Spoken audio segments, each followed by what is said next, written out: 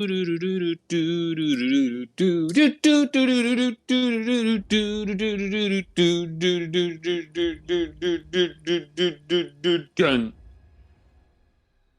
Daddy's in the building.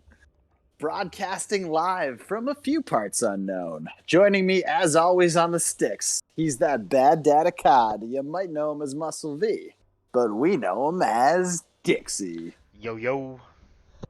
And our executive producer, the man that shirts have forgotten. He is the Pants Man. And you can feel free to ask me anything, for I'm your king of COD. I am Jeeves, and I welcome you to another edition of Call of Daddy 2. Tonight, the action is on. The lights are bright. But before we find out what's going down in Party Town, Muscle V, remind us what happened last time. Last time on COD Daddies, our heroes were surprised once again when Boo made an appearance during battle. However, Boo was disappointing once again as he left the battle early.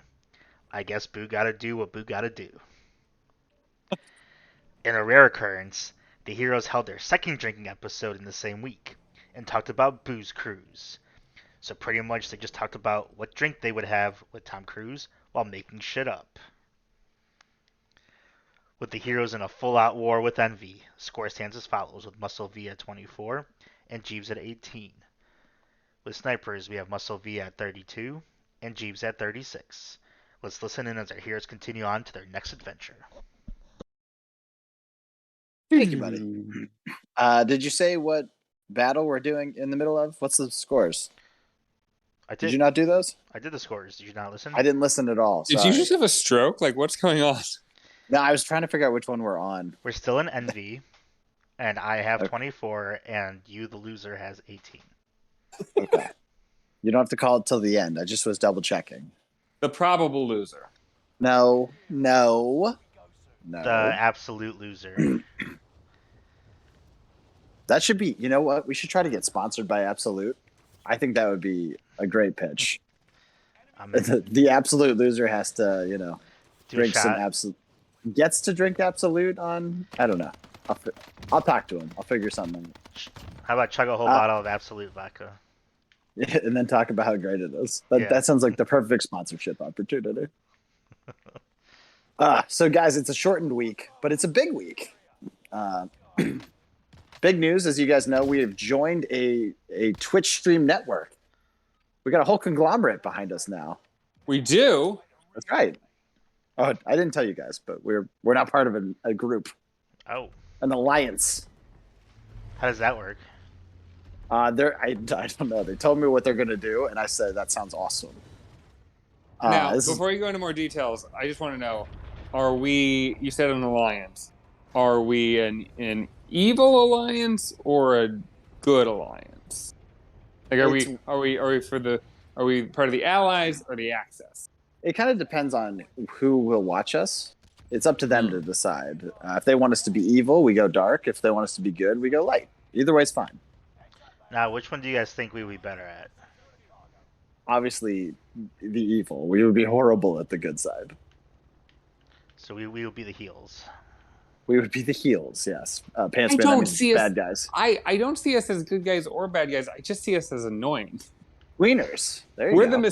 We're the non-malaria carrying mosquitoes of Twitch. Now, Shiny Shorts for sure would be the evil side. We know that for a fact. Yeah. No, he retired. Yeah, he's in Boca now. He can still get on though. Good for him though. Yeah, that's exciting. How do we get to Boca? Yeah, he's making all this money off of our show, and we're still sitting here not making a dime. Yeah, I don't know what he did. Well, most of the deals I struck early in our show, trying to get us off the ground, the financial wheelings and dealings, as it were, he was on the other end of most of those. So he really cleaned our clock, let me tell you. You know, it's funny. The part of the alliance, they told me that you can actually make money on Twitch unrelated to all the sponsorships that we have and are going to keep getting. You can just make money from doing it. I had no idea. Are we making money right now? You didn't know that? We're not, but people in our alliance are. They're like paying bills and stuff with it. Why are we not doing that? We're not very good at it. How did we just get in this alliance? They felt bad for us. That tracks. Part of it's friend of the show, Flying High, of course, as you guys have got to interact with him a couple times. Our viewership loves him. So he'll be throwing to us sometimes, doing some sort of thing. They explained it and I wasn't really listening, but it sounds great. So once that happens and we get some Flying High viewers, we'll throw some back to him. It's gonna be super great. We're great for trade. I like the idea that he's gonna graciously give us some of his viewers, and in return, we will return them like a library book. Well, once they've had a taste of ours, it'll enrich the Flying High experience over on his stream as well. So yeah, check out Flying High's stream. I'm calling it the GVU Alliance. Is this are we joining an existing alliance or are we starting an alliance? Are we founders or are we followers? Well, I didn't know that we could do certain things, so in some sense we're following, but in other senses we're the founders. We're breaking new ground. Okay, but that was not an answer to the question. It was a little of both. Did they already have a network that we are joining or not? I'm not sure because I still don't really get the underlying mechanics of what they're doing. Okay. I don't know if they work with each other, but there's at least 2 other streams. Is it a money laundering scheme? I have no idea. Probably. If it is, I'm okay with it as long as we make some money. If you can figure out how to money launder, yeah, sure. We can absolutely do that. I do have an in-unit washer dryer. That's helpful. I don't know if that's helpful. I mean, it can't hurt. You'd be surprised. I've hurt myself almost every time I do my laundry. I would be surprised. What do you... same way every time, or is it new ways every time? Oh, I've never done the same way twice. I'm a learner. And every time you hurt yourself? What was the worst way that you hurt yourself? The worst way? Well, okay. So I inhaled a little too much bleach and passed out for an indeterminate amount of time. That was probably the worst for my overall long-term health.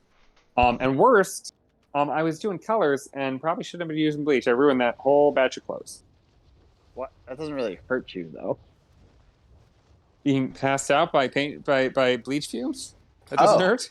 Oh. I see. What? Not to mention the concussion from falling. I see. You were probably fine. I can tell you what my doctor said, and it was, you are not fine. You should go somewhere more intense than this place. I feel like he didn't use any medical terms, like, no, you're not fine. Like, he didn't use any medical things. Well, he probably did. I asked him if I was fine.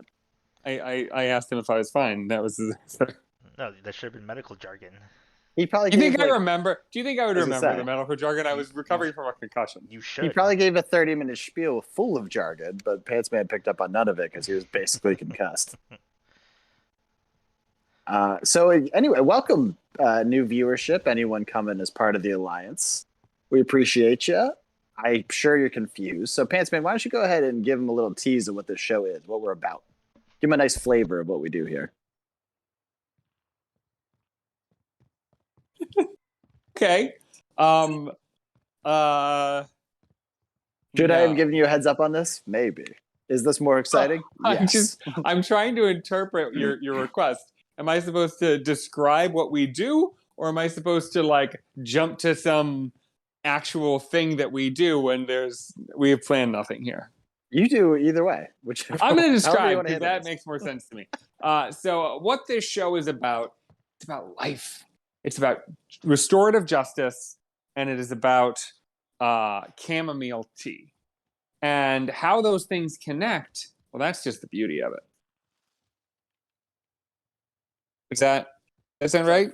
A fortune cookie? What did you just read? Oh, I could read a fortune cookie. You want me to order some Chinese? Yes, on the show, as we do every week. The classic Tuesday bit of ordering random Chinese just so you can read one fortune cookie. Oh, let me tell you something. I don't know if you've ever had this experience, but I've had more than once in my life, and more often in the city I'm living now than anywhere else I've ever lived, where I'll order Chinese takeout, open that bitch up, And there ain't no fortune cookie, no complimentary cookie. That's a crime. That is a crime. It is a crime. Are you getting Chinese food? Maybe you're getting like Thai or something. No, it's Chinese food. They have fortune cookies on their menu, like that you can buy them, but it's like buy a dozen for $1. It's like I don't want a dozen, I want one. Fuck that. No, part of the deal is I get a fortune at the end of this. Exactly. Did you call them? Says. Did you call them ever and be like, "Hey, where's my fucking fortune cookie?" I never called them again because they didn't give me my cookie. Was this multiple places or just one place? If I'm being honest, I don't remember because of all the concussions, but it was at least one place, and I feel like it was more than once. Did you maybe get the fortune cookie but then had the bleach incident? No, I would remember. There is no amount of amnesia I could experience that would make me forget the slight of being denied a fortune cookie, a complimentary cookie. I actually believe that wholeheartedly. I am in the same boat. It doesn't matter what trauma happened. I would be like, where's this fucking fortune cookie? It's not a Chinese place, but there is a restaurant very close to my house that I go to occasionally. And if you buy more than $5 worth of food, and pretty much everything in the menu is over $5, so that's pretty much a given, then you get a free cookie. And they sell some really good cookies. They sell cannolis and all that stuff. But the free cookie is like your choice of one of 3 really awful, dry, just pure awful. Like they're awful freebie cookies. Do I accept the free cookie every time? You're goddamn right. So I wouldn't call a cannoli a cookie, but yeah. Well, I mean they have sweets. Sure. Mostly like Italian style cookies and such. Who spends less than $5 on a meal like in today's world? I don't even know where I would go to do that. Like even McDonald's nowadays. I don't know why they don't just say buy food from us and we'll give you a free cookie. Yeah. Because that's literally what, in effect, that's what they've done. Although I guess you could buy it just to drink. I guess. Sometimes they sell it's not like a drink store. Yeah, but like cheap high school me would do that. Yeah. You know. Okay. Sometimes they sell like lollipops or like something like that. You can get like a lollipop for like $0.25, and obviously that wouldn't qualify for a free cookie. What? Well, I guess. Sorry, what places are you going to, and what? Some what Chinese places some Chinese places that I've gone to get food, they do have like lollipops. It's not a quarter anymore, probably, but they do sell like lollipops. I don't know. Are you talking about those little like lollipops at the counter where it's just like you grab one and you're not really clear if they're supposed to be complimentary or if you're supposed to pay for them? I'm pretty sure the one I go to it says like 25 cents.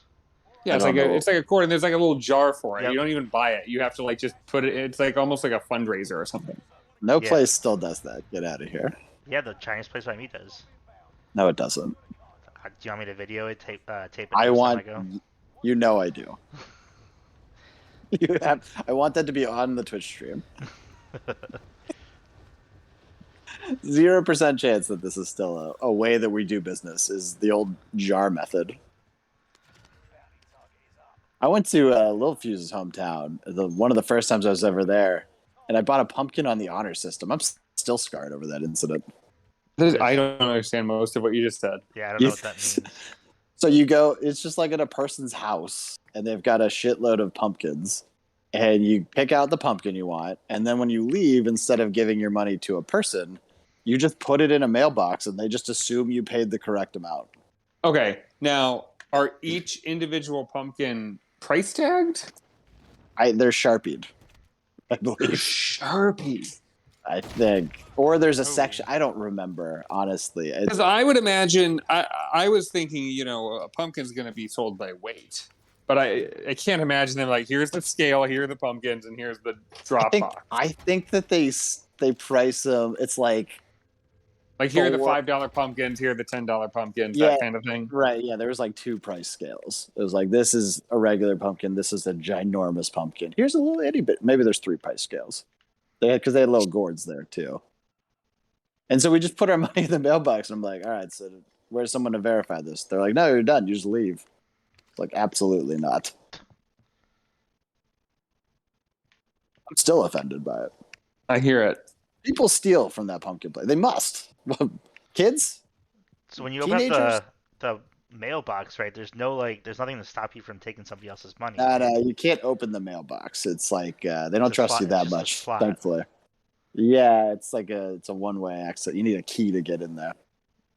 Okay. Well, it reminds me of my 7th grade English teacher told us that at Halloween, rather than actually like giving out candy, he does a bowl that he sets outside, which, of course, on the honor system, people will abuse and take way more of the candy than they should. So he just has a little sign that says, "Take as many as you want." And the bowl is never actually filled with candy. He never puts candy in it. He just wants people to assume that it's already been taken before they got there. Respect. Wow. Totally respect. It's a power play. I respect it. I've thought about it. I've never done it. I like Halloween. I'm not going to do that. I want to be part of the action. Well, we have very oddly veered right past the summer, straight into Halloween territory. Should we pull it back to action movie summertime? Yeah, that's right. Time for bust out your big blockbuster action sequences for today. I think it was an interesting discovery watching us in the woods. How we're clearly ready for the big screen, but specifically the action world, right? I forget what movie we talked about, but that's what made me decide we should be talking about this today. So, are you guys action fiends? Do you guys like the action flick? I do like it. Good. Strong words from a strong man. How about you, Pants Man? I'm ambivalent. I can enjoy a good, nice action flick. But as you may have guessed by my use of the word ambivalent, it is not my favorite thing necessarily. You like a thinking man's action flick. I do. I want either character or plot. Both would be nice, but I'm not picky. But when it's just clearly really stupid and pointless and all just mindlessly setting up set pieces of action or like aggressively violent, but with nothing really happening, like that doesn't really interest me much. But I like an action flick if it's well done, and I certainly enjoy, like, if I go to a theater, it's much more often than not going to be for something that's going to be big and bold and exciting rather than any other kind of movie. Yeah, I was going to actually ask that because I generally don't consider myself a fan of action movies, but then I think every time I've seen an action movie in the theater, I come out just kicking the air and punching stuff. It's great. Sure. Well, it also depends on your definition. Like if you include things like superhero movies and sci-fi and all these other things that are much broader, then definitely I'd say I like action. If it's really narrowly talking about like big buff guy with a gun or like hand-to-hand fighting, like that kind of die-hard era of like or anything with like Arnold Schwarzenegger, really. Yeah. I'm less interested in that. I wouldn't count superhero because that covers just way too much. Still action though. Obviously, there's a shitload of action. What do you think's the most actiony superhero movie from the Marvel movies? Probably The Winter Soldier. That's a pretty good one too. Wasn't that like that was the one I didn't really like that much. What? Winter Soldier is great. I didn't like Captain America 1. I liked Captain America 1. I know, we've already talked about it. Okay. You were wrong. You acknowledged on that show you were wrong, though, so that was good. That does not sound like me. Okay, so the Marvel movies really throw things off. I think if it was before the Marvel movies, I would have counted action flicks or superheroes movies as action flicks. But now I don't know. It's just they seem too separate to me. I feel like action, to me, that one of the best action movies that I think is in the vein of more traditional action is The Kingsman. Like it's wild and fun and exciting and just real, but it's like the plot's definitely stupid, but it knows it's stupid, and the characters are interesting and fun, and so that's probably You know, I like it when it's just fun. I don't need it to be like violent, and unless the violence is in service of it being fun. How about like James Bond flicks? So I've seen a few of them, and I'd say I enjoyed as many as I didn't. Like I've seen. That's honestly, probably you probably haven't seen enough Bond flicks. Then some of them are just trash. Well, I've only seen maybe 5. Oh yeah, you gotta see way more. Casino Royale, definitely an action flick, definitely a great movie. Yep. And that was one of the ones I didn't really like. What? What are you? What? I just kind of thought it was boring, and then by the time it got to the torture scene, long. There was like some. Yeah. By the time they got to the torture scene, I was just like, I just don't want to. This isn't fun for me. I don't enjoy watching somebody get brutalized. No, he laughed through it. I feel like you missed that part. I was only half paying attention by that part. Stop! It's a great movie. Now the next movie, Quantum of Solace, that was a shit movie. Oh my god. Didn't bother that one, but I really liked the anniversary one. The anniversary one. What was that called? I don't know. You said don't start? What? You said don't start? Yeah, you said don't start. Like you knew I was going to say one you didn't like. Sorry. I don't know what I said. Okay. Well, the one where they killed M. I think that's what happened. Hey, spoiler alert. Movie's like 10 years old. Yeah. Well, they're doing like they just did the wrap up movie, or they're just doing it. I still have like 3 to catch back up on. How about you, Muscle V? You a Bond man? I do like the Bond series, yes. How many Bonds have you seen? Skyfall. It was called Skyfall. I think I fell asleep during Skyfall. I saw all of them. All of them? All like 100 movies. I think I did, yes. What? Okay, give me your top 25 James Bond films. You've seen? Wait. I just real quick. I just need to fact check this. Have you seen Dr. No? 100%. He's just saying from Casino Royale on. 100%. No, I started with Pierce Brosnan. He was the worst Bond. He was the first one, right? Was there any before him? Oh my god. I don't know if you're doing it better or not. I honestly don't know.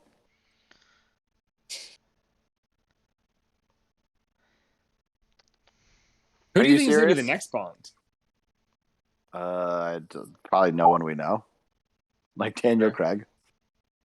Whoever's the random bad guy from Tomb Raider 5. Is that a thing he was? I think that was the only thing he was in prior to James Bond. He seemed older. Like, he didn't seem that young. Yeah, he seems pretty old. I think he's like 60. Like, I remember, like, he was considered such, like, a sex symbol. Like, people were so, like, oh, sexy new Bond. And I was just like, he seems like kind of a unattractive older man. I don't get it. Yeah, he's definitely old. Old for a first-time Bond. I think other than maybe Sean Connery, I think he's been Bond longer than anyone else. Yeah, he's done it since, like 4 movies, 2000. The one guy was only in 1 movie. So he's been doing it since 2006. Wow. Daniel Craig, right? And Daniel Craig has had 5 movies since 2006. That's wild. Pierce Brosnan was only 7 years, 1995 to 2002, and he did 4 movies. So he did almost as many movies, but in far fewer years. No. Wait. Oh, that's interesting. How many Craig's at, what, 8? But also, those Brosnan movies are shit, though. Like, I only saw trash. Goldeneye. That's up there for one of the worst ones. One of the all-time great games to horrible movie ratio you'll ever have. I did lie. I did not see all of them. Yeah, no fucking shit. I saw all of them from when I was alive. That probably also isn't true. Okay, Pants Man. Mm-hmm. Don't say which movie it is, but just tell us if he's full of shit. What are we doing? He said he's seen every Bond since he was alive. Okay. So what was the first one you saw? I don't remember. Just check it, see if there's any chance that he's seen that movie. Okay, here's what we're gonna do. All right. Seen License to Kill. Yes.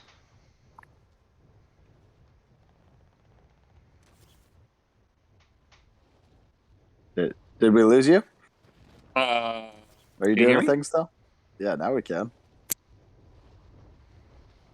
Were you talking that whole time, or did you have a big gap? Sorry, I'm back. Okay. I said License to Kill. Have you seen that? I said yes. Okay. And which Bond was that? How am I supposed to fucking remember? Well, I'm pretty sure you've only seen 2 Bonds. Was it Pierce Brosnan? Was it Daniel Craig? It was not Daniel Craig. Was it a third guy that we haven't named yet? It could have been Sean Connery. No, it couldn't have. I'm 100% sure you didn't know Sean Connery was a Bond prior to today. No, I did know that. I don't believe you. Have you seen Goldeneye? I have seen Goldeneye. Who was Bond in Goldeneye? I don't remember. Wow. I mean, you should remember he's on the the N64 package. Like you've seen his likeness a bazillion times. Have you seen Tomorrow Never Dies? All right, well, I'm done with this game. Have you seen? Wait, have you seen? I watch movies. I don't remember every little detail about them. I watch movies. This is something someone says that has never seen a movie. Okay, yeah. Guys, I watch movies. No, I do believe that he finds them fully disposable, watches them without even really knowing what they are, and then forgetting them the moment they're that tracks. I also believe that, but still saying, guys, I watch movies. I would like to watch a James Bond movie where he's not off, traveling the world. Like it's all the in between stuff. So it's like him doing paperwork to sign out like stuff from Q, and then like him on a flight, just like reading a book. The Bond movies, he doesn't do paperwork. He's above it. That's what I'm saying. Like I think it'll be fun. Like in a movie like this, it's all about the fun, the exciting, the action. I would just love to see like all the stuff that must be happening in between all the action. I think that would be funny. I would like to see him like at the grocery store and he's flinching every 5 seconds because he thinks someone's after him, but he's really just no one's after him at all. Like the retired 007 who's just like just like I've got PTSD now. Assaults random old people and stuff. Yeah, that would be fun. What would you call that movie?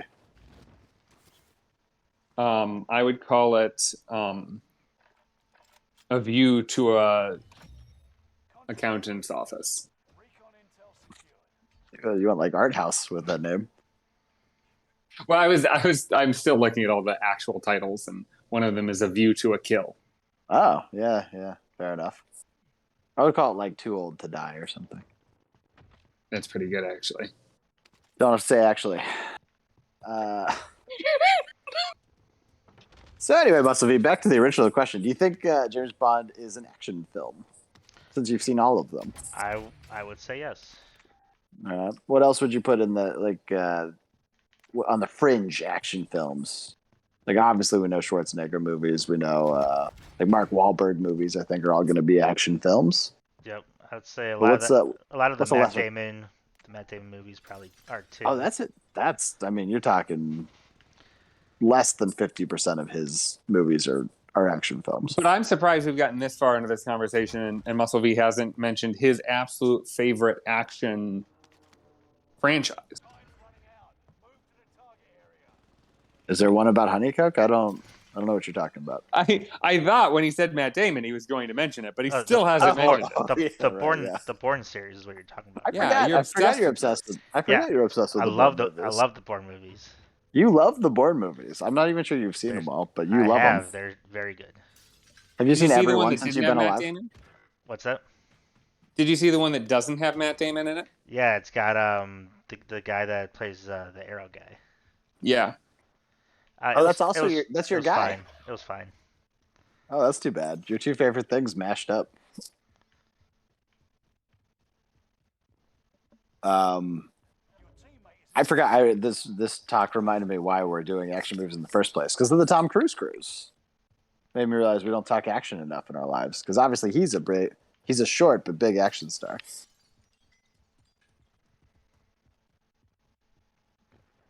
Yeah, and I've seen very few of his movies. Well, let me rephrase that. I've seen very few movies. I'm not a big moviegoer.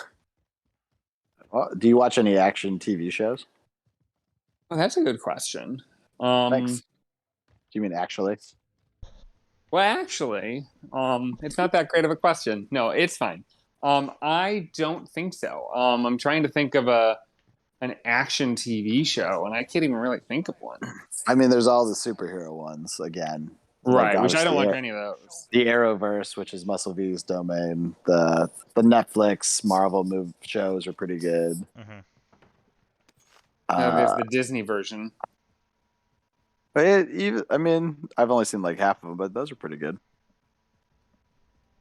Yeah, I haven't seen any of those. I've never seen the only Marvel TV show, the only superhero TV show I think I've seen really is a few episodes of that Agents of S.H.I.E.L.D., and it wasn't good, so I stopped watching. Actually, Agents of S.H.I.E.L.D. gets super fun. You have to get through like a season and a half. But the shit starts getting bonkers, and it gets like almost must-watch territory. I think it's season 3 they end up going to this like distant planet, and it never stops being good from that point on. But you do have to slog through some horrible shit. You know what? I have this weird. Did you get through season? Did you get through season 1? I did not. Okay, they do a really cool thing towards the end of season 1 that helps a lot. Well, it's interesting. On one side, I'm like, I don't think I should have to sift through, seasons worth of a TV show just to get to the parts where it's good. Like I feel that way, but then at the same time, when I watch, like these days especially, like TV shows are coming out and they're like, we got 6 episodes for you, gear up, and I'm like, I kind of miss the era of 20 episodes in a season and you get to just watch your characters week to week and just see like just more content of things you like. Like I contradictory want things to be longer, but also I guess I just want them to be good out of the gate. I do agree. Yeah. I do want more episodes, but I also want them all at the same time. I don't want to wait week to week to see the next episode. That's true. I don't really need it to be doled out slowly. I just feel like, especially with comedies, like I love a sitcom, and I feel like the era of where you just get every episode's 22 minutes of just a little bit of lighthearted fun and with familiar characters, and you get to know those characters over several years, and it's nice. And I feel like now it's like with 8 episodes, you really don't have much time to get to know these characters and have fun with them, I'll take the quality. If you're going to knock down a perfect season, I'm good with that. I actually miss appointment viewing. I like the Sunday night blockbuster show coming out, because then everyone's talking about the same stuff. When we have this like Netflix binge, who knows what season you've been on? You worry about spoiling something from 30 years ago. True. If you go on the internet, you get things spoiled immediately. I miss it. Give me the Sunday night Game of Thrones before it got horrible. Give me the Sopranos. Give me the Breaking So what about Bad. you? What is your are you somebody who's watched action? I feel like there's not a ton of action TV shows, but are there action TV shows you like? Real quick, just finish what you said. You have to watch Loki. Loki's an amazing show. I agree with that. I would have to get Disney Plus first. Honestly, worth it for like a month of Disney Plus. Loki was so good. Okay. Anyway, I've watched I think every superhero show. I've watched Agents of S.H.I.E.L.D. I watched the stupid Hawkeye show, which I hated. I watched Hawkeye was good. It was not. I watched Daredevil, which was awesome. Yeah, that's good. I've watched the really garbage Marvel ones. They had like the Inhumans, which was horrible. Somehow they have Ramsey Bolton and they can't use him to do anything interesting. Or the rest of the cast is just horrible. I watched the Runaways, which is Actually pretty good, but super fucking weird, and I don't think has anything to do with the rest of the Marvel universe. So outside of those, I don't know if I've watched other Marvel or action TV shows. I would say 24, probably one. I didn't watch it, but that would be one I would count as an action show. How about basically anything Muscle V likes, pretty much. Yeah. How about Shooter? I'm guessing Shooter. The movie or the show? The show. I thought is that based on the Mark Wahlberg movie? Because I fucking hated that movie. I don't think it's based on that movie. Okay, then I don't know. This. Yeah, I don't know what you're talking about. It's on Netflix. That didn't help. It's got Yeah, that clarified nothing. I guess we can go figure out where to watch it though. Yeah. It is based on the Mark Wahlberg. That was probably my second least favorite Mark Wahlberg movie, right behind The Happening, which is the worst piece of shit movie of all time. Yeah, but it's pretty good. I feel like The Happening, well, it is a Mark Wahlberg movie. I feel like I would lay a little bit more of that on the director, M. Night Shyamalan, right? Because I'm not mad at Mark Wahlberg for either of those. They're just shit movies. He was fine in them. He was exactly the Mark Wahlberg you would expect. Yeah, slinging burgers. I didn't know The Happening was M. Night Shyamalan. That's great. I think that looks like great. I fucking hated that movie. It's literally my least favorite movie I've ever watched. I feel like that was the movie where he had already reached the point where everybody was kind of over him and convinced that he was a one-trick pony. And then this was the movie that was like, this is your last shot. And it was not the good. Worst fucking thing. I felt like I was being trolled the whole time. You know, I was like, you're telling me that the trees talk to each other. That's why they're all dying. Get the fuck out of here. We watched that as a double feature at it. The only time I've ever been to a drive-in, and I'm probably never going back because this horrible experience. It was a double feature of Wanted and The Happening. And I don't know how to judge Wanted. It was great compared to The Happening, but I saw it first, and I don't think I liked it. I hate a drive-in movie, and people love them, and I don't get it. I didn't get it, but it was probably a better Happening experience because I literally ripped on it from like an hour and a half, and I was enjoying that part of it. If I was watching it alone in a theater, like if I couldn't talk in a theater, I would have walked out, and I've never walked out on movies. Wow. So Wanted, did you guys see Wanted? Because that's another action movie for sure. That has no particular likeness. Is that the one with Angelina Jolie? Yeah. She's not the main character, but she's a heavily featured. So I feel like that thing I just said probably implied that, yes, I've seen it. I have absolutely not seen it. I've seen the trailer. Oh. Although it's a good point. Angelina Jolie in a lot of action flicks. You got the Tomb Raiders. You got the Mr. and Mrs. Smith. Yeah, that was a good movie. Mm-hmm. Surprisingly good movie, I think. You know what else? I feel like Mr. and Mrs. Smith, that's one of those movies that I kind of saw bits and pieces of, or like I saw it on TV. And I feel like there used to be this thing where like the only thing to watch was what was ever on TV at the moment. So like you'd catch like part of a movie or a TV show, or you'd catch an episode, or you would be like, I've seen it. But it's just because it came on. And I feel like now that we live in this streaming world where you can pick anything at any time and you can always start from the beginning. Like, I feel like that idea of like, I've seen bits and pieces. Like, I feel like that's going away. Yeah, definitely. I mean, seeing stuff that you don't particularly care for is going away. Like, I can't imagine seeing The Happening in the future. No. You'd get 10 minutes in, you'd be like, I'll just switch to the 400 other things that I have at my fingertips. Well, even just repeat viewings. Like, there are some movies that I watched a ton because it was just constantly being repeated on Comedy Central or whatever. And I enjoyed getting to see them more than once and, like, find new things and new scenes. But, like, how often am I going to be like, oh, that movie I've already seen, I'm going to put it on again? I never do that. Mm-hmm. That works for me. I don't ever have to rewatch something. I don't reread books. I don't rewatch movies, TV shows. I'm fine with that. I've rewatched 3 seasons of Community, and I think that's it. What's funny is my boyfriend is the far other end of that spectrum, where he literally he loves Schitt's Creek so much. And I know we're very far away from action movie talk, but he loves Schitt's Creek so much. Schitt's Creek, definitely an action. I can't believe we didn't bring it up as an action TV show.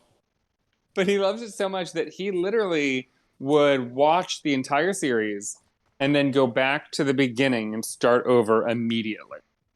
That's crazy. Yeah, I can't do that.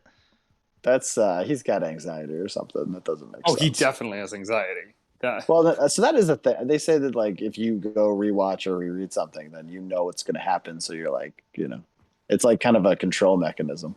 That's interesting. I never thought of any kind of actual psychological elements of this. It kind of goes a ways towards explaining why when they released the final season of Schitt's Creek, he was very hesitant and resistant to watching it. He was like, I'm just going to watch the 5 that I know. And I was like, but there's a new season of a thing you love. Yeah. And he's like, yeah, but it's the last season. I was like, yeah. And he's like, but that means that after I watch it, there's no more. And I'm like, yeah, but you're already limited to 5 seasons. So why is it better to limit yourself further? Like, he did finally watch it. And I'm sure he's like, I think he was just like worried they were going to ruin the ending. I think that's fair. It was definitely doable, especially with the fever pitch that it was at by the last season. Yeah. Easily could have botched that. They landed it pretty good, though. I have a gripe about the last episode, but I like the actual ending. I just don't like how the last episode started. Well, this is a show about action movies. Why don't you air your gripe about Schitt's Creek, the show? No, we do that next week. Okay. Got a teaser. Look out. People will be edge of their seats waiting for that one. That's called a reverse teaser. That is encouraging folks not to tune in next week. Oh, it's a literal cliffhanger. This is a perfect action movie sequence. Well done. Okay. So guys, we have tested our mettle in real life, right? We've been through the woods, we've been without creature comforts in real life, theoretically.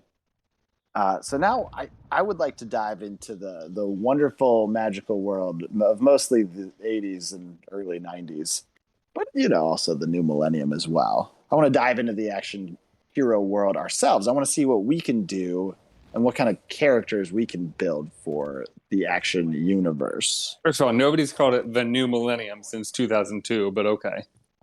But it is still the new millennium. I mean, it just is. It's the newest one. You can't be, it's not new 22 years in. Do you know how long the millennium is? 22 years is nothing. Drop of the hat. Nah. Can you name anything from like 1001 BC? I can't name anything from yesterday. I meant to say AD. Could you name anything from 1001 BC? Look, I don't appreciate you making fun of my concussion memory issues. Listen, Bleach Boy. You'll be all right. I mean, maybe. You should really go see a second doctor. Maybe catch some of the jargon this time. But you'll be fine for now. Well, we delve into the action universe. In fact, as your acting czar, I think I will pick the order, and we'll kick things off with you, Pants Man.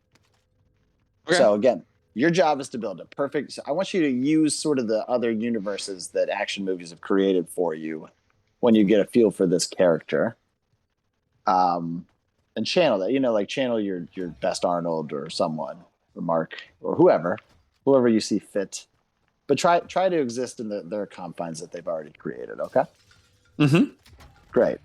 So with that in mind, Pants Man, what is your action hero's main weapon of choice going to be? Well, I wanted to... I won't reveal too much too early, but I'm going with a slightly different angle with this than I think is expected. I was going to say a cane. I feel like a cane could be really cool, but as you say, like, be inspired by other things. I'm realizing that I think part of that instinct is from something like Kingsman, where a cane was very prominent. So yeah. I'm gonna be a little less. I'll still be very derivative of that, but I'm not going to full scale just take it. I'm gonna switch it to a walker. So a walker. It's gonna be a walker. And just think of all the cool like all the underestimating you did because he was walking with a cane. You're like, oh, he's just an old guy with a cane, and then he turns out to be a badass. Imagine the same thing, but rather than a cane, it's a walker. And the walker also might be able to conceal all kinds of super cool gadgetry and weapons that you wouldn't expect. You think it's just, turns out those little tennis balls that are strapped to the bottom, those can be tossed as little grenades. Tennis ball walker. Yeah, I was gonna ask if it has that. It's gotta have. Could you imagine seeing the movie poster and it's just an old guy with a walker? The latest action blockbuster. Look, the first movie is really going to downplay. The first movie poster is going to really downplay the walker because they want people to, they want butts and seats. But by the third one, it's going to be such an iconic part of this trilogy that the entire movie poster is just going to be like the walker, maybe like on the ground on its side. Like that's gonna be enough of a draw. People are just like, shit. The first movie, he's gonna pull off the grenade tennis balls, and then he's gonna have like knives underneath. But by the last movie, it's gonna be like a machine gun and a chainsaw on both ends. It's gonna be amazing. Well, I wasn't sure if I should bring this in or save this as a piece later. But since you're throwing pronouns into the mix, I will just reveal my action star is a woman. Okay. Great. A woman with a walker. Very. That's actually the name of the first movie. I can't believe this hasn't already been made. Are you sure you're not just ripping off an actual movie from the 80s? I'm not sure. I have been severely concussed multiple times. That's great. There's no reason to add it, but I'm going to write it down anyway. Woman with a walker. Okay. Great. Muscle V, how about you? What's your action weapon of choice for your hero? And I'm no offense, I'm guessing it's not going to be a woman. Actually, you can take offense to that. I take offense to everything you say. Fair enough. Obviously, when you think about the best weapon, you got to think about the samurai sword, right? Ooh, clearly I did not see that coming. One of the best weapons. However, this is a cool samurai sword because it is flaming. Oh my gosh. Love that, actually. What is that? So you took a perfectly practical device, like a samurai sword that's very versatile, can do lots of things, and you turned it into a glorified rain-stopping machine? It does stop rain, but it also acts as a normal sword as well.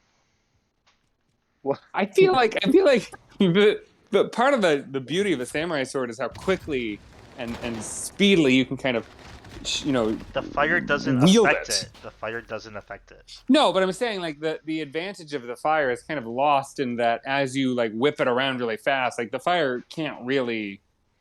It'll just keep going out as you like whip it around. No, you know how in Pokemon when you use like a fire move, like the other Pokemon gets burned. Like this is what we're doing. We're way more into Pokemon than I would have ever guessed. It's like, it sliced you in half, but you're also burned now. Yeah, I don't think that it's generally going to cause more damage. I do think that there's an intimidation factor to the flaming weapon. That's 100% of what you get out of it. It's sweet. I recommend flaming all of your weapons for sure. But I don't think it helps with the damage. I am picturing at some point him cauterizing a wound.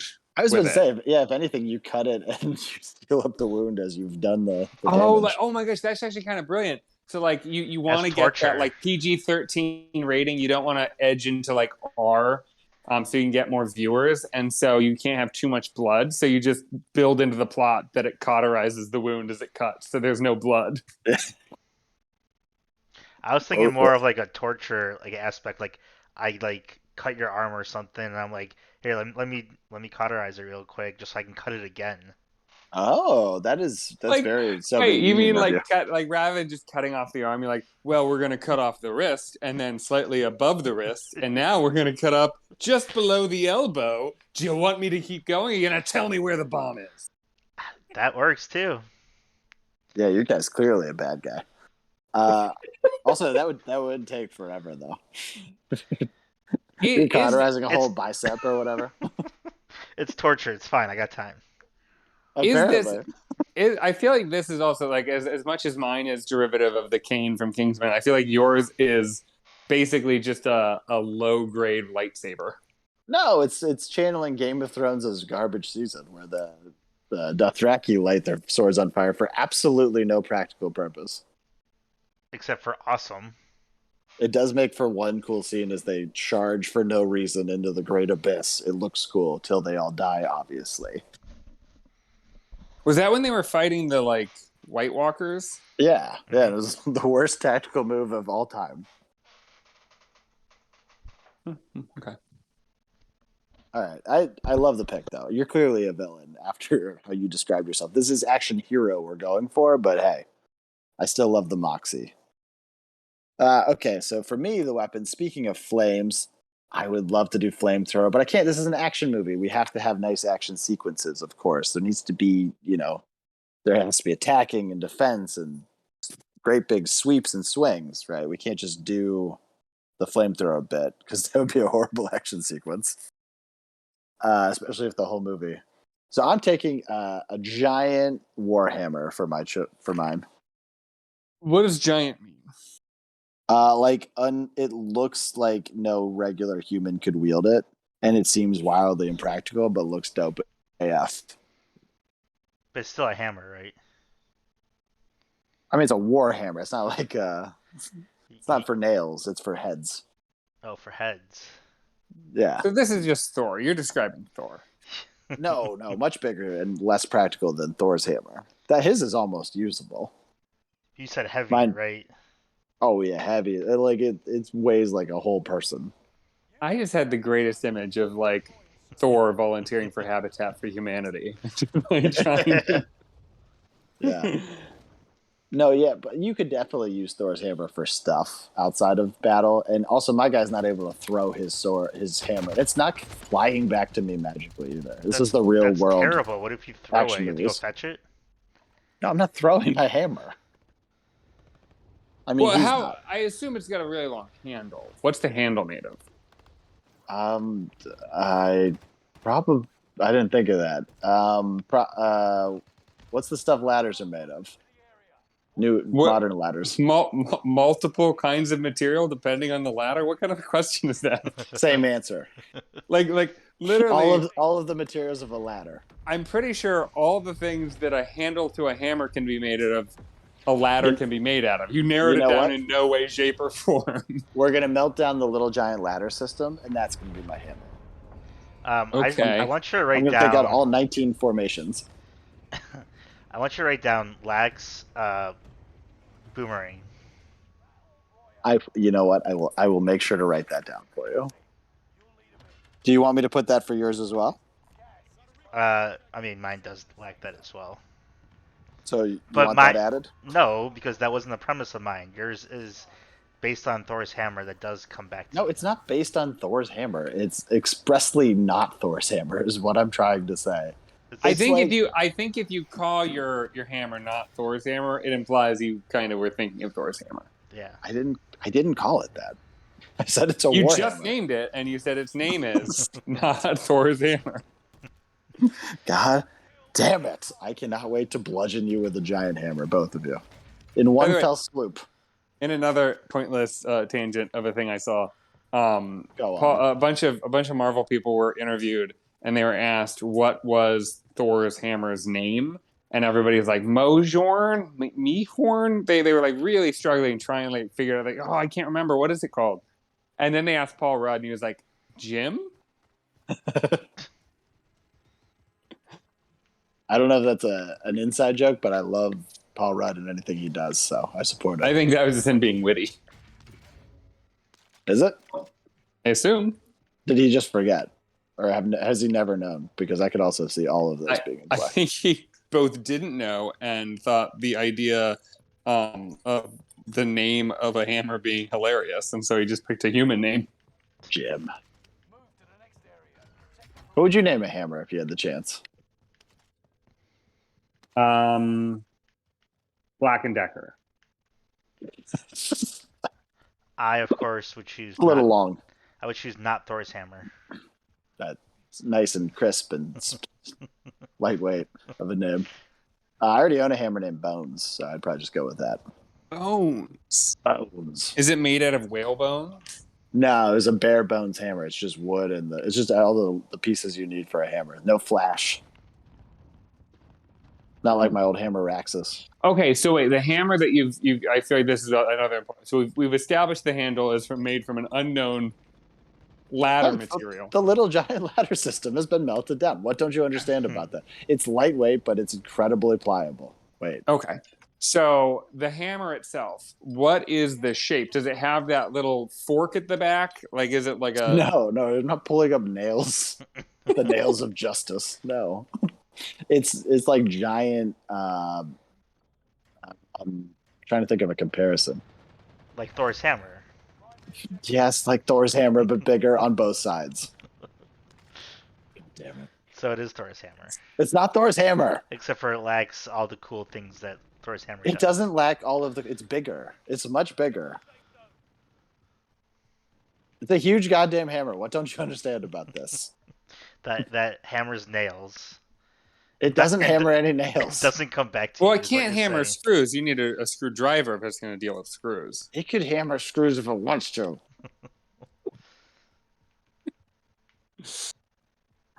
Oh, for fuck's sake. Okay, we're moving quickly on. We have... Oh my god, Boo would be furious if he was here. All right. So we've established that you are a woman without asking. You've given up that bit of detail for us. She's wielding a walker. It's not that without asking. You misgendered her, and I was correcting you. Fair enough. Oh, I was just talking about a generic poster with someone with a walker. Right.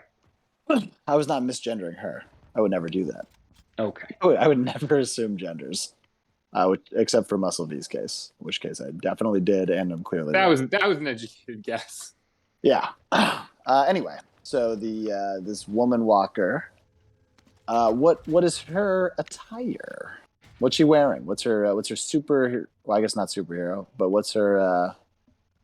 Yeah, so she is. What's her garb? She is really leaning into that kind of underestimate me territory. So she is in a kind of a grandma shawl. She's very frumpy, not sleek in any way, shape, or form. So you're really not scared of this person. You're not worried about them. But what you don't know is A, she's a badass, and B, she is concealing so much, whether it's gadgetry or weaponry or just, general defensive and offensive possibilities, all concealed behind her frumpy clothing. I'm hearing the word concealer. Are you saying with concealer, which I believe is a makeup? Well, she's got concealer on her person, but that concealer may or may not also be a powder that she can blow in your face and give you a fax of some kind. You said fax? A fax. It can affect you. And it could be a sleep powder, or it could be a sneeze powder. Like you 100% said a fax. Yeah, I thought you said fax. Like I'm gonna communication device. Yeah, I'm gonna fax you a letter. No, that's her fax mascara. You some weapons. Her mascara doubles as a fax machine. Oh, useful. Smart. So is she aging herself up? You don't have to say her age if you want, but is she make-upping herself to look older? Yeah, she's definitely playing up that she's definitely older. She is not a young woman, but she's not as old as she portrays herself as to get that that element of surprise going. Okay. And she might be 60, but she comes off as 80 is what I'm saying. Got it. Yeah. I don't know if you said it or not. What kind of pants is she rocking? You can't even really see them. Like she's got like kind of because of the shawl. It's the shawl. Like it's like not a dress per se, but like it's not a pant. Is it a babushka? It's basically a babushka. But she does remix. She does have the option when things get real. You know how like a guy with like a trench coat, he can, when it's really time to really get down to the big fight scene, he can take that off, that kind of flowy thing that is just going to be in the way. He can take that off, and he's in a much tighter, more form-fitting clothing attire. So underneath, she's in some pretty tight, flexible, useful to like maneuver quickly and be agile clothing. But over top is just a second layer of frump, general frump. So General Frump is a great name for a character. Is she in good shape being her age? Good question. Being 60? She has to be, right? I mean, I would have thought that would go without saying. Like, the whole point of this is that you underestimate her, and she's way cooler than she appears. So of course she's in great shape. You just don't know it. You wouldn't guess she's in great shape. You'd guess she's feeble. Well, is she in great shape? Is she in great shape for her age, or is she in great shape? Period. Like she's, super buff. She is. I mean, she's still older, so that's always going to be a factor. But she is definitely in great shape. Period. Okay. Great. Yeah, I don't think I have any more questions there. Must be. Obviously, I came up with the greatest thing of all time, and therefore there are no questions. You just accept it. I think I did have a question, but then you said General Frump, so I lost it. 100% in on a movie where there's this old lady that leads an army platoon. All right. Well, Muscle-V, you've got a flaming samurai sword that you're bringing to the party. So what attire is your guy rocking? Oh, Pantsman, I remember what I was going to say. It's not worth going back. I'm going to do it anyway. Did you know that you could be totally naked underneath a trench coat? I think that's the stereotype of a trench coat. Well, you mentioned that they could be in a form-fitting thing, but it's like you could also be naked. So she could also be naked underneath her frumpy clothes if you want. You know what it is? So she's got frumpy clothes, and then underneath is just that spandex looks like the insides of a body. Remember that thing from like when we were kids on PBS where it was the guy who was in like the skin-tight spandex and it had images of like muscle groups and shit on him? Oh, yeah, that would be fun. She's just in that. That's just her. That would throw you the fuck off if someone was wearing that. It's a great move. The old shock and awe tactic. Oh my gosh, she's like underneath all that clothing. She's just like been attacked, or like she's lost her skin. Like oh no, oh that's just from the 80s. Okay. Oh, it's actually just cheap material. Okay, great. All right. I guess it was worth going back. Okay, Muscle-V. Again, we've got a flaming samurai sword and definitely a man. Well, what kind of attire is your guy rocking? So my character definitely values comfort and flexibility. Oh my god! Of course, he's wearing the Muscle-V. Got to. I thought you were. He's also wearing joggers. I thought you were about to say New Balances. Joggers with running shoes. He also always is wearing sunglasses. Now, if it is not dark, he still has sunglasses, except for they're upside down on his forehead. Oh, what? Wait. Yeah, wait. What a weird move at the end. That's weirder than a behind the back. It's a baseball thing. Is it? God, yeah, it's a horrible move. I already don't support baseball, but holy hell, I definitely don't support whatever you just said. I was on board when I thought you were going to say that he's got like he'll do a dramatic taking off of his sunglasses, but underneath are more sunglasses. No, that's stupid. I would have been more on board with him just always wearing sunglasses, no matter what the situation. I think that would be better than upside down sunglasses that aren't on his head. Horrible. If it's not sunny, you don't need it on your face. You don't need it upside down ever. It obscures your vision. If it's upside down, at least you have it there. No, but I'm saying like that's why he has a flaming sword, so he always has extra light. Because he's wearing sunglasses. I actually love that. That's such a great canon reason to always have sunglasses. It's too bright. I needed sunglasses. So you can blind yourself with your stupid sword. That's great. Oh, you fucked up adding too much detail for once. What a shocking thing. I thought it was perfect amount of detail. Great. Do you want to real quick do your Muscle-V ad read? We're in the middle of a game. Yeah, that's fine.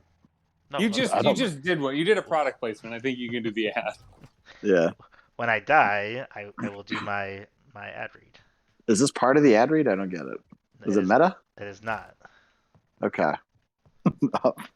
Anyway, let's see. Jogger really, I feel like throws off this look as well.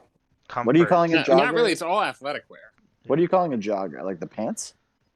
Yeah, like comfortable, like pants. Very flexible. You can move around in. You can go for a jog if you want to. Just bought a pair of those, or I think Lil Fuse got me some.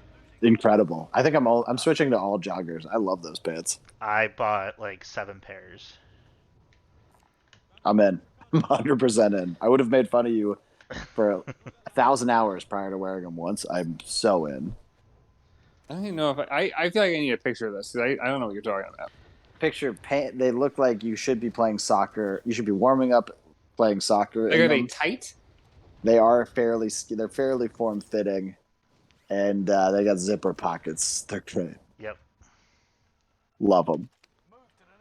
They're kind of aerated. 100% great. I think it does sound insane to have it with a muscle V though. I can't picture that look making any sense. Well, yeah. When I see flaming sword, I'm definitely picturing something much more sleek and modern than like loose fitting athletic wear. Oh my god, I want to be flexible. You would think he'd be like some kind of a heat resistant suit of some kind. He doesn't need it. Oh, that would be kind of cool. He's got a flaming sword. He knows how to use it, obviously. What is fueling the sword, by the way? What is? We don't need to get into that. It is. Oh, this is gonna be one of those dumb movies I can't watch. That's perfectly canon with action hero sequences. You don't have to. Definitely don't have to question where the flame's coming from. You don't need explanation. It just happens. It happens like mid-movie, and you're just like, yeah, of course that happened. I still think this look sounds crazy as fuck, though. Okay. Okay. Okay, so Hammer. I will. Not Thor's hammer. I was gonna say, just call me Hammer. It's great. It's a fantastic nickname. So my guy, of course, he's pretty big and burly because he's got to wield around this giant, not Thor's hammer. So he's got the bulletproof vest. All right. But it's never zipped up because he's not really that worried about getting shot. He's just showing off how like he can move around in a bulletproof vest, no problem. But then he's got camo tactical pants. He's got pockets for days on these fuckers. Anything he needs to store is going in one of those pockets. And then he's gonna have some footwear on. Like flip flops. Depends on what he's doing that day. If he's fighting crime. And flip-flops. He's probably going to be in like his water shoes if he's fighting crime. That way he can kind of handle it. Water shoes? What is he, me? Yes, it's you, but jacked with a hammer. That's my character. What? What do you mean? No, it's not you. That was a joke. I'm the guy wielding a war hammer. My what was about the water shoes still.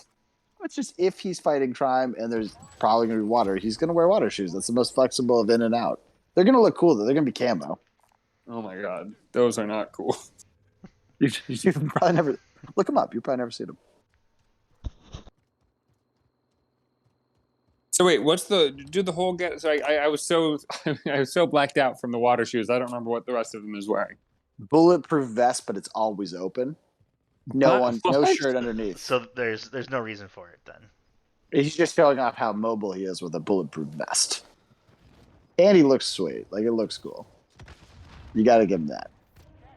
Are bulletproof vests even, like, open in the middle? His is. He's wearing a button down, which he thinks is a bulletproof vest. Maybe he's got a bulletproof vest that he cut in half himself so that it hangs like...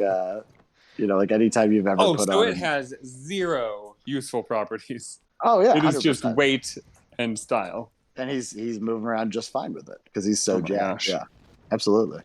What happens if he gets shot? Well, his steel abs probably will let him bounce off, but, realistically, he's not getting shot. He can duck and weave. He's got full mobility. He's got plot armor. Did you miss that part? Oh, yeah. Oh, my God, yeah. He's got hella plot armor.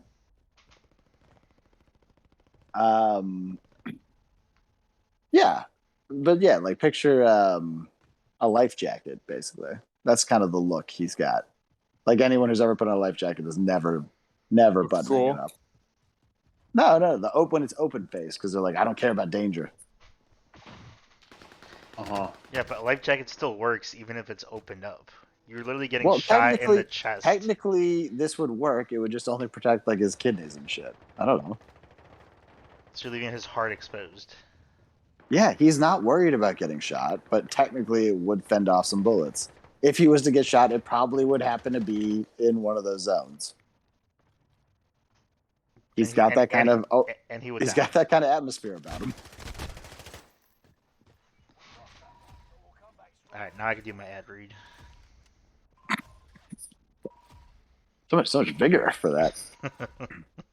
Can you do it in the voice of an action hero? No. Oh, all right.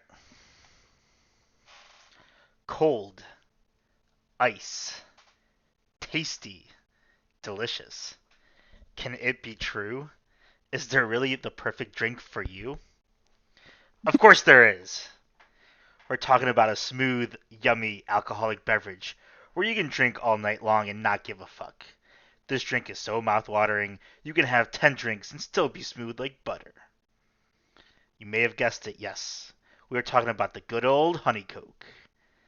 And while you're drinking that honey Coke, make sure you have a nice fresh Muscle V on. You know what they say. You know what they say. When you wear the best, you drink the best. And when you drink the best, you look the best. And of course, when you're all that, you will be the best. None of the things you just sold us are the best. That got Rick Flair at the end. That was nice. I thought 100% that was going to be a Muscle T ad, and you were going to be shelling out some slightly caffeinated dirt water. No. Some Earl Grey muscle shirts for building muscles. It's the honey Coke to go along with your be, Muscle V. That would be a great tie-in. You could have Muscle T in Earl Grey flavor, and then you could have Muscle V's in Earl Grey color. I can't steal Earl Grey. I'm pretty sure it's like. Isn't Earl Grey a type? Shit. I thought it was a type. Is it? That's not a brand, I don't think. Yeah, it's just a type. I can't believe you did honey Coke on the day of the action hero. Then worked in the Muscle V into your sequence. Yep. Great. There rests no official trademark on the name Earl Grey. There you go, Muscle V. You can start finally printing out Earl Grey colored Muscle Vs. Yeah, but finally the cash will be rolling in. I feel like I want to make my own tea though. Like Earl Grey kind of sounds boring. Okay. I feel like I've already given you the name, but whatever. What was the name you gave? Muscle T. As in TEA, buddy. Don't literally spell it out for them. I got that, but people are going to confuse that with the Muscle V. I don't want confusion. What do you mean? It's not spelled VEA. You're just replacing the T. What if people type in the wrong thing? Like, oh, I'm trying to buy this Muscle V, and all I'm getting is T. I don't want the stupid T. You should be so lucky to have the T become that popular that it becomes the top Google search. Why are you worried about people finding your other product? Our top seller is the Muscle V. You're like one of them dinosaur companies that ends up dying out because you think, no, our core business is selling videos in brick and mortar stores. We can't be bothered to take the Netflix approach. We got to protect what's doing so well right now instead of thinking about what's going to do great in the future. XT Muscle Tees are selling through the roof.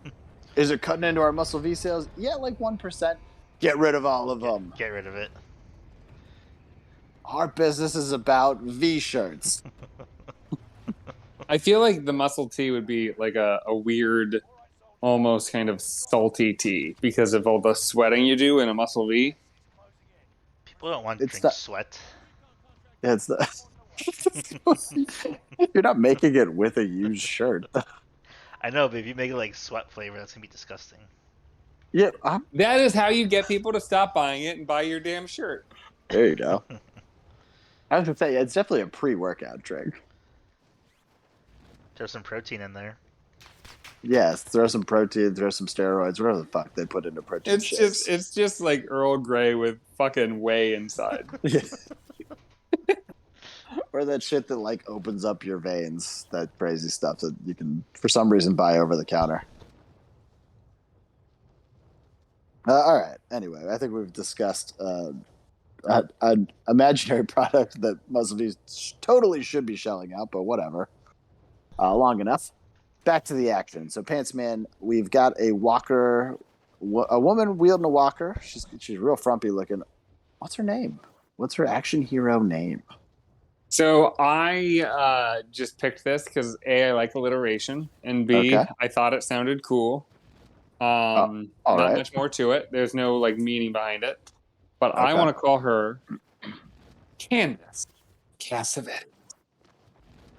What? I'm sorry. What? I think you cut out, or you said nonsense. What was that? Candace Cassavetes. Oh, you did say nonsense. Great.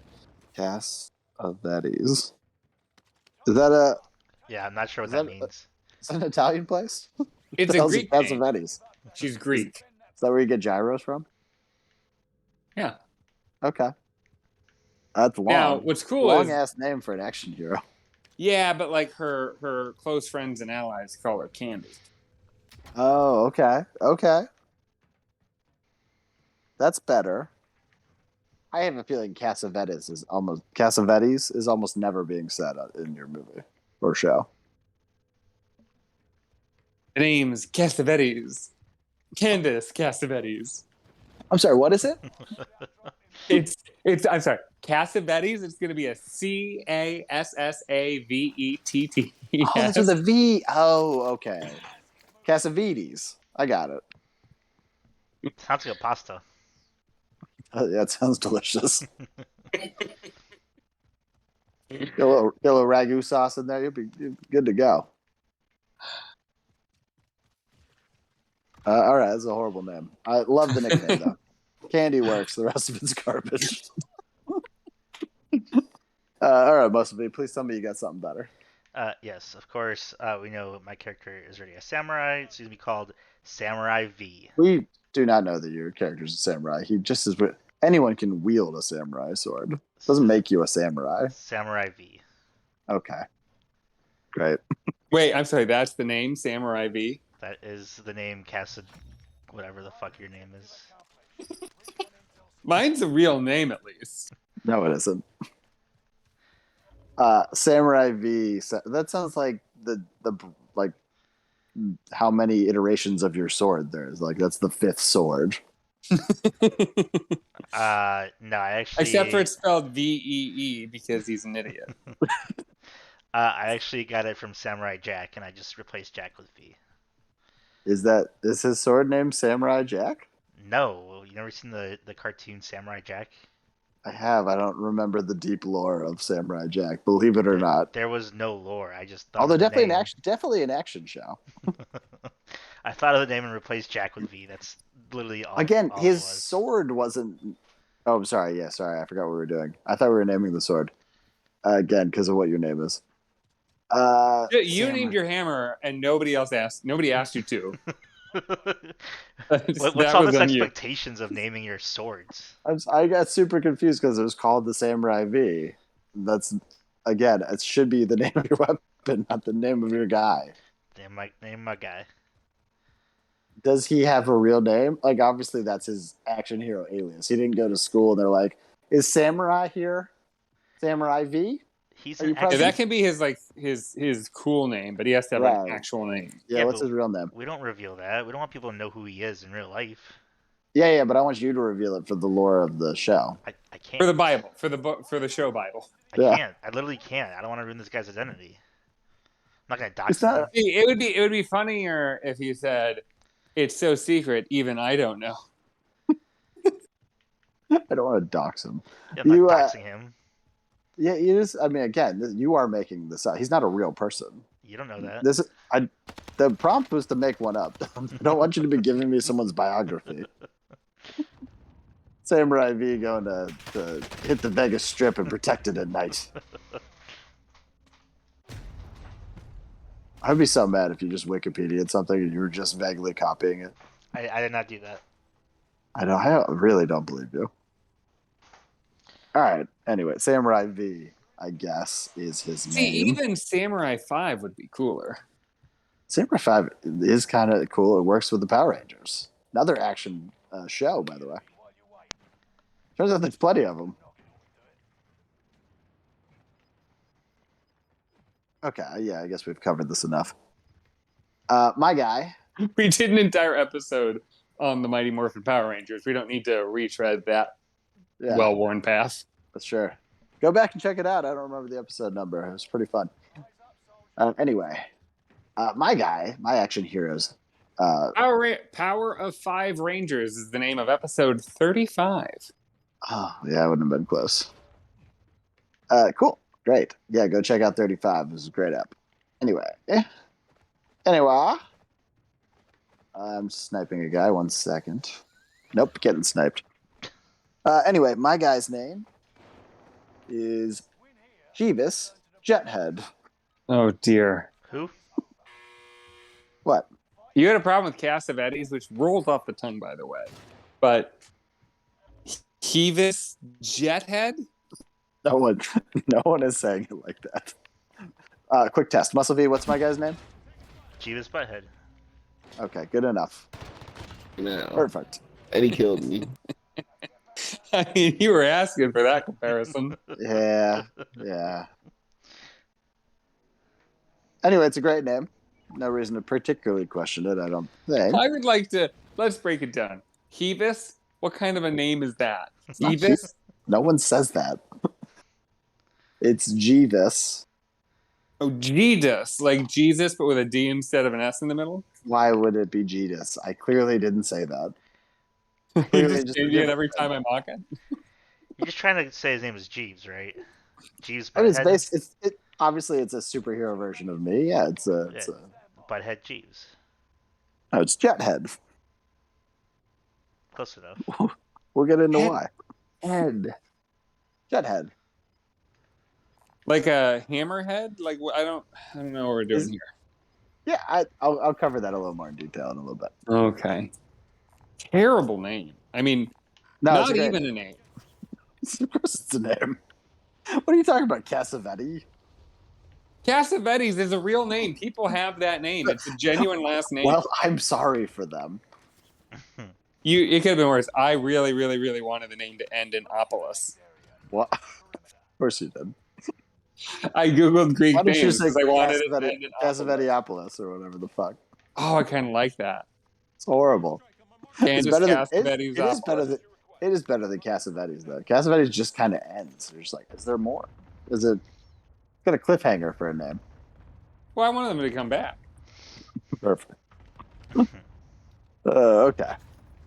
All right. Well, anyway, all great action heroes have a catchphrase, something that maybe they say when they kick some ass or when they get a new case. Plenty of reasons for catchphrases to be worked in. So what's Candy's catchphrase, and when did she utter it? Candace Candy Cassavetes has the catchphrase. It's incredibly versatile. It's one that you're saying the same thing. I thought that was her catchphrase. This shawl, it's incredibly versatile. No, she's got a catchphrase that's very versatile. It can be used many different ways. You say the same words but have completely different meanings. So the word is, or the phrase is, goodness gracious. Kind of playing on the old lady theme. But if she's trying to belittle somebody, it's goodness gracious. If she's really surprised, it's goodness gracious. Or if she's trying to seduce somebody, honeypot them a little bit, it's, well, goodness gracious. See? Oh. Works. Oh. So it's semi-versatile. I gotcha. I mean, I named 3 things, but I'll tell you what. Throw a scenario or an emotion at me, and I'll say it in that way. You just killed a guy. I thought you were talking to V about the game. Nope. You with the thing. Am I sad that I killed them, or am I happy? Use whatever emotion you can get out of it. I don't care. Goodness gracious. Which one was that? That was kind of smugly satisfied. Oh, I thought that was like I accidentally killed someone, but I'm cool with it. That person was a dick anyway. No, that sounds like goodness gracious. All right, how about let me try one more scenario before this gets old. No, these are all too easy. Oh, I got one. Okay. Yes. All right, you're going grocery shopping, and a young person helps you with your groceries. How would you say to that? Well, goodness gracious. Really sincere with that one. You know, it is pretty versatile. I am having a hard time coming up with one that would be tough. You just had an okay meal. Goodness gracious. What about if one of your tennis balls on your walker doesn't work right? Goodness gracious. Oh, that's fun. I like that one. You know what? You've won me over. It's a great Yes. You actually did a goodness gracious job with that one. Well done. Goodness gracious. I may or may not pepper you with ones throughout as I think of them, though. I'm thrilled to throw to that. Okay, great. How about you, Muscle V? What's Samurai V's big catchphrase? The big catchphrase, again, very versatile. Every time something awesome happens or badass, or pretty much anytime something happens, he says, "You got cut and burned, bitch." So by versatile, you mean anytime one scenario happens? I mean, he can use it in every scenario because he's always got his samurai sword. You're at the grocery store, and a young person has helped you gather something. How do you use it then? You got cut and burned, bitch. It was an accident, but you still got cut and burned, bitch. I'm really sorry. I did not mean to do that, but you have, in fact, been cut and burned, bitch. Now, how about when an old lady helps you across the street? That would be the same. Old lady helps him across the street. If Cassidy, Candy, Casanowski, whatever her name is. It's Candace, Candy Cassavetes. When Candy Cassette Player helps you across the street. You got cut and burned, bitch, and I'm very sorry. What? You're calling an old lady a bitch? I love that you always lead with the kind of the catchphrase you would use for somebody you intended to harm, but you are unintentionally harming them. So you say it, but then you feel really bad about both the action and the way you said it. Yeah, I feel like you're kind of turning into like Jesse Pinkman with how much you're using bitch, where at some point it's just lost all meaning. It's just really long. I feel like it is long. Get away with that exactly one. Like there's one time you do it, like at the end of the first movie, you say, "You got cut and burned, bitch," and like, okay, it kind of works. But if you're saying all of that all the time, it just feels way forced. It's like when cool things happen or like badass things happen. I'm not saying like all the time. When cool things happen. Okay, so like let's say that what's something cool? So a building gets blown up. And I'm torturing a guy. Cool. Yeah, I'm going. You got cut and burned. Why do you keep torturing people? You volunteer that into the mix? I feel like my guy's always going to be torturing guys. Do you think torture is cool? For information. That's still not cool. That's a cool thing to do. I always need information. Also, if you're trying to get information and you say, first of all, this incredibly long sentence, "You got cut and burned, bitch," they're not going to be like, "All right, let me offer up everything I got." I'll be badass while saying it. You are so ill-equipped you've apparently decided the job of Samurai V is to be an intelligence analyst, and yet your only weapon is a loose-fitting athletic wear and a practical samurai sword that's also flaming, and just you don't know how to wield it. You're just constantly accidentally hurting people with it. Well, okay, I will get to the backstory when we get to it. And then calling him bitch. Okay, I cannot wait. Horrible. was so bad. You got cut and burned. I think people are going to start saying it, though. I will be surprised if I'm not walking around my hometown and just seeing "You got cut and burned, bitch" T-shirts just all over the streets. Agreed. Right. Okay, we're gonna move on.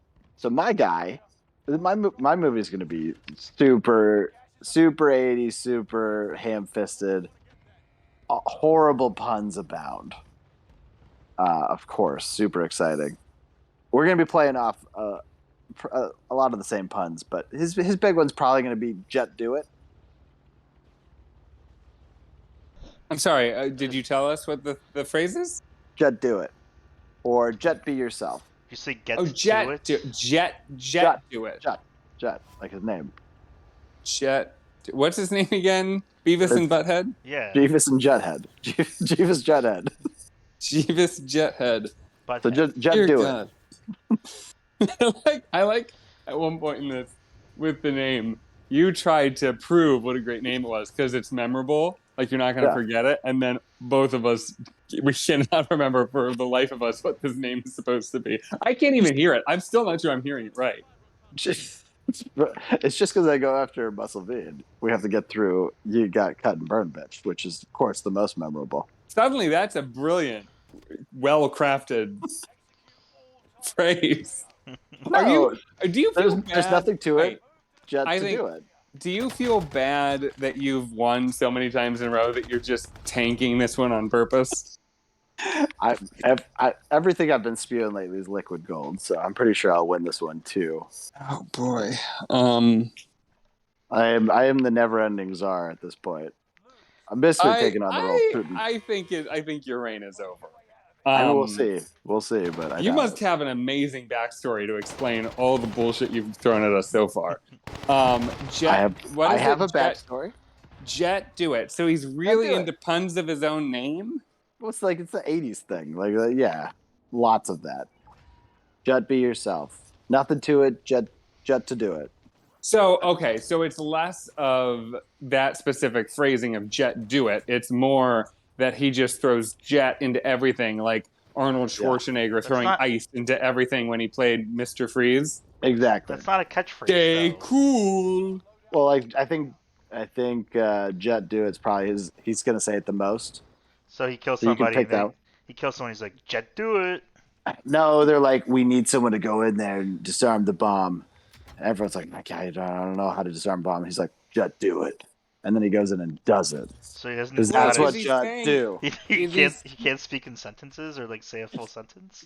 I mean, he's strong. He doesn't have all the muscle space for all the words. Wait, is he referring to himself in the third? Jet Do It. Yes. Sometimes he uses it interchangeable. A lot of times it's himself. Sometimes it's motivation for others. Oh my goodness! No. Goodness gracious! He's like Hodor. A little bit. Sometimes. Oh my god! I hope a lot of times it's just a quick way for an affirmation, sure, but sometimes it's motivational. Just be yourself. Oh my god! That's terrible. This is awful. That is terrible. This is just garbage. I don't know what you guys made. I hear no qualms. You know what you guys need to do? You guys just need to be yourself. It again, like the problem is you've chosen. You thought jets are cool. No, jet sounded cool. Jut. What? It's Jut. Yeah, it's just without the S. Jut. What? It has been Jut this whole time. I thought you were saying jet. Yeah. I thought you were No, saying it's jet. Jut. J-U-T. So instead of something that at least is cool, like jet, you went with nonsense noise Jut. What's his name? What's his name again? Because honest to God, Jeeves and Butthead. It's Jeeves Juthead. It's Jeeves Juthead, not Jethead. Like he's got it's not Jet. Jet. Oh my God, that's a terrible name. Yeah. I thought it was a bad name when it was Jethead. Now that I understand it is Juthead, my God. Really good. I know. Well crafted. I feel like you've somehow picked a name so jarbled that every time you say it, I hear it slightly differently. Like I don't really hear the name right. Maybe that's just me. Maybe I'm just bad at pronouncing things. You thought of that? Jesus Christ. Jeeves. I'm just dropping bodies right now. Okay. Yeah, I injured him for you. I killed 2 guys, so a second. Okay. Anyway, I'm about to kill a third. There's just people just raining down on me right now. This is great. Oh, there's a 4th guy. Okay. So let's tie all these things together. Let's pack it up, bring it home. Let's make sure that these guys all make some sense. So, Candy, goodness gracious. What's Candy's backstory? How do we get here? How do we get to this Walker fighting lifestyle? The backstory is so intriguing; it could almost be its own prequel. But basically, she was. We'll determine that. She had a 30-year career, first in the Air Force as a fighter pilot, and then graduated to like the intelligence service as ostensibly a spy. She spent a lot of her career underestimated because she was a woman, and found she could use her sex appeal to extract information and to confuse and distract folks. But as she got older, those tricks didn't really work anymore.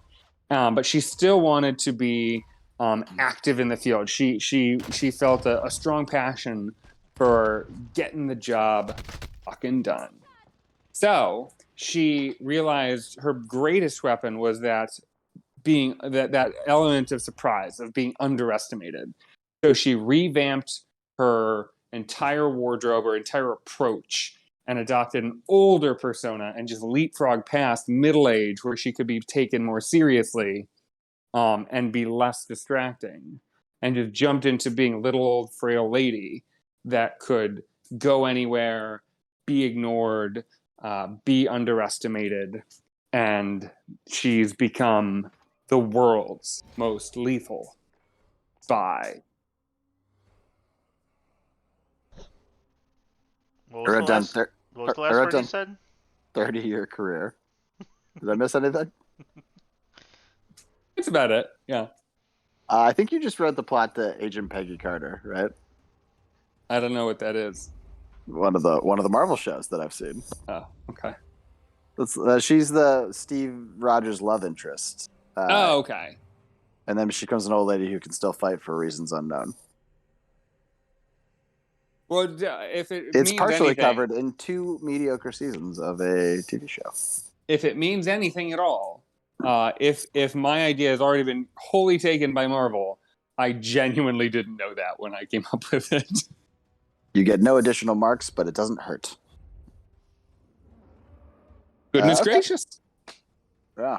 Muscle, you got any questions for that business? I got nothing. I stopped listening after he said 30 years. Yeah. So it faded out. And now you know why she's so effective. She's so unassuming and very boring. So boring. This is exactly what happens. We're like, oh, she's just an old lady. 30 years. That means she's past her prime. Don't even waste your time worrying about her. And meanwhile, she's cleaning your clock. Goodness gracious. That prequel is just your same pitch for the James Bond movie, I think, where it's just him going to the grocery store, but it's just her becoming old. By the way, you've added the grocery store. You want to see him doing like everyday tasks. I want him to see him doing his job, but the parts of the job that are boring. That's what this would be. Okay, sorry for adding some excitement. She'll be filing paperwork. The prequel, great. Okay, great. What about you, Muscle V? Yep. What's Samurai V's backstory that has him saying you got cut and burned, bitch? So Samurai V wasn't always Samurai V, as you all could have guessed. Yeah, we worked that out. When he was a little younger, let's say college days, he played. Name redacted. Okay, he played baseball. Our old mail fan. I didn't know he's wrote us a letter. So yeah, he's in college. He's playing baseball. Explains the stupid ass sunglasses. Exactly. And obviously, when you're in college, you go to frat parties, right? He's at a frat party. He gets hammered. He passes out. Wait. Jeeves was there? He gets smashed to smithereens. You guys a robot? Jeeves and Butthead is there. Yes. They all party together. He gets drunk and passes out on the floor. As he's sleeping, out comes this Japanese beetle and bites him. Whoa. The rest of the night, all he has is dreams of samurai swords. When he wakes up, he's like, what the fuck just happened? God. Are you trying to tell us he's a Beetleborg? No. He's still the normal Samurai V. He just had dreams of samurai swords. Wait, that was his name before he got beetled? No. It wasn't. Anyways. So just still the same alter ego name that he didn't have yet. Got it. Continuing on, all he can think about 24/7 is the samurai sword. He's like, I've never touched one, I've never played with one, I've never used one, but I can't get it out of my mind. This is a fucking weird bite. So he goes to a samurai sword store. Oh, yeah? Yeah. Thick samurai swords? Also known as an adult bookstore. Yep. He goes to the samurai sword store and picks one up, and all of a sudden he can do all these cool moves that he's like, I don't even know where this came from. Is he doing it in the store, or they're going to ask him to leave? He's doing it in the store, and the people are like, holy shit. You know, like when those guys pretend they can't play guitar and they go to the guitar store and then they like play some crazy shit? He's doing that in a samurai sword store.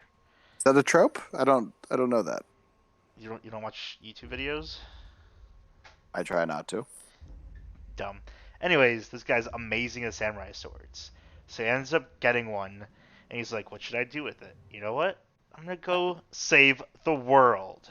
I'm sorry. I'm a little bit confused because in this scenario, he's really a savant. He's really good at the sword, but everything you've described up to this point is he's really clumsy and accidental with it.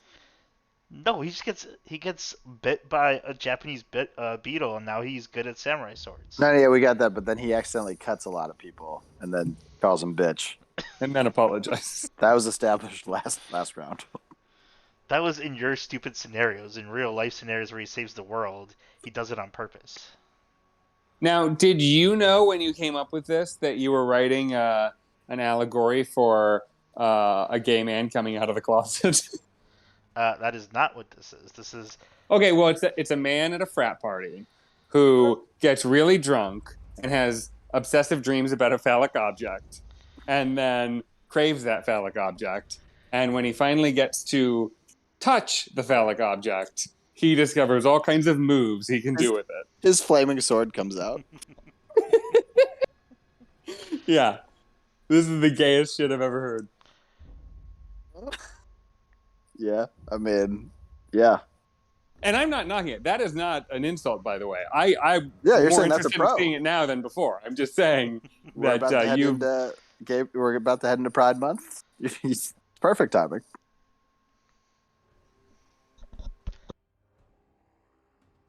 Good work, Bustleby. Didn't see that coming.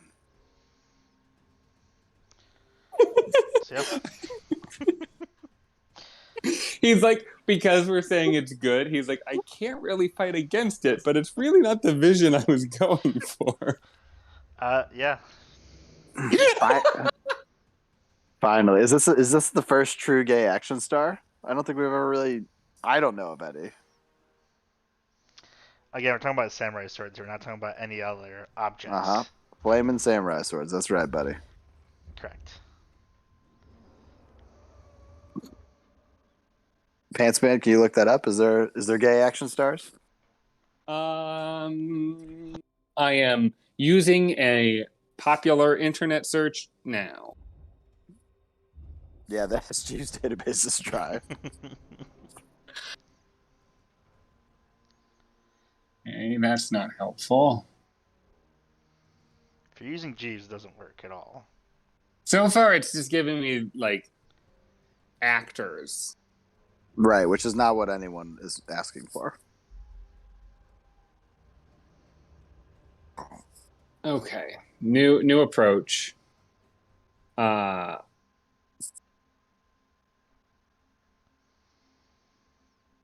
Not really giving me specifically action stars. So I think it's possible now. Breaking new ground. Look at that. Way to further the gay agenda, buddy. Good work. You're all welcome. Love it. Yeah, one of the top and most frequently listed names I'm seeing here is the gay kid from Glee, which one? Not an action star. Oh, Kurt. The main one. Kurt? Yeah, I think that's right. Yeah, definitely not an action star. Can hit that high note though.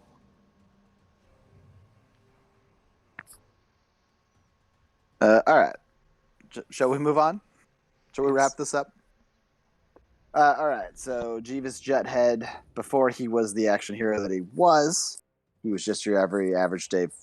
He was just, a muscle-bound football player back in high school. He did have an egregiously large head that was tough to see past. Most people in high school, they didn't see him for who he was. They just saw him as a guy with a giant head who will knock your teeth in on the football field. Obviously that hurt him, because people didn't see his deeper side, which doesn't really exist, but still they didn't see it anyway, which is disappointing. So, after years of traumatic therapy, he overcame it and realized that his giant head is part of him. He has to lean into it. So Jeeves Juthead was born. Action star. And so he used both his real likeness to become a hero, off the field and on the field. So you're saying he really had a butt for a head? Oh, he didn't have a butt. He had a head that jutted out. It was quite a ridiculous-looking shaped head. But instead of hiding it, it was a jut head. And instead of hiding it and covering it up, he leaned into it. He made that part of his persona because you can't hide who you are. What a powerful message. Are you trying to do the gay allegory too? I'm confused.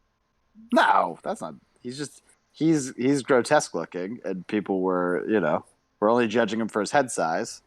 So that he turned that into part of his real armor is that people can't make fun of him anymore for it. He owns it. He makes it a part of himself. What does this have to do with an action movie? I'm so lost. Where's the hammer? Where's Thor's hammer? Where's how does he get a ridiculous hammer? When does he melt down the ladder? This is just his backstory. This isn't his story. Usually the backstory leads to or informs the story. This does not. You just, throughout the movie, there are flashbacks to his teenage years as a football player, and you keep thinking it's going to tie in. There's going to be a character that's revealed that was in both parts of the movie. There's going to be something that makes, and it's no, it's just 20 minutes of the film are flashbacks to something that has really nothing to do with the rest of the film, but technically it's what happens. So you think his power is his immense strength, but his real power is that he has the power to be himself. Also, Jut, be yourself. Ugly looking as fuck, right? Yeah. Yeah, he could have got surgery and changed to what he looked. He has the money now for it. He's not doing that. How'd he get the money? You didn't even cover his income. Superheroing. Action heroing. Sorry, we're action heroes. He's picking up contracts. Is contracts? This is his backstory. Don't worry about his story. Wow. Story one will be how he gets the hammer. Spoiler alert, he probably found it. Story one's going to be about his backstory that you just mentioned. No. That'll be like a web series nobody watches. How did he get a head like this? Yeah, that next to someone who had a 30-year career. Those would be two amazing webisodes. You know what this sounds like? This sounds like the actor playing him has come up with his own backstory to inform his choices as an actor, but nobody will ever know about it, and it has absolutely no bearing. It's not canon. It is just something that he came up with to help get in character. Yeah. Which I guess is what a backstory can be. It's an 80s action film. It's not going to come up too much, guys. Well, okay.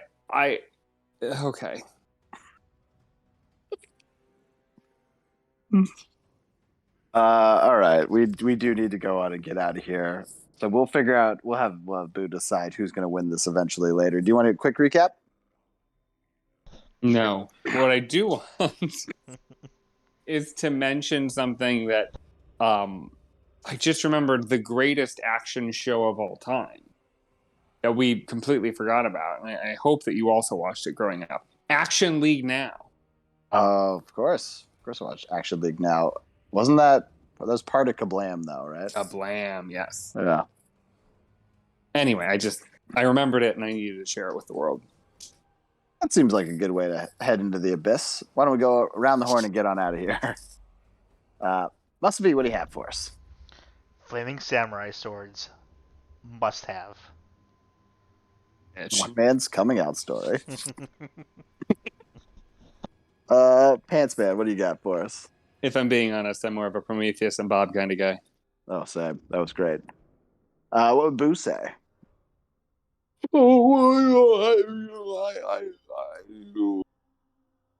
Could you imagine him having this much energy at this hour? And I just want to thank all of you for sticking with us. Scheduling is going to continue to be a little weird, but we do anticipate being on tomorrow night for another Drink Along episode. We hope you join us then. People that are just tuning in now, part of the new alliance, hope you have fun drinking along with us tomorrow. Until then, though, we want to remind you that just because you have a samurai sword that's flaming doesn't mean you came out, but it probably does. Thank you. COD Daddy's out.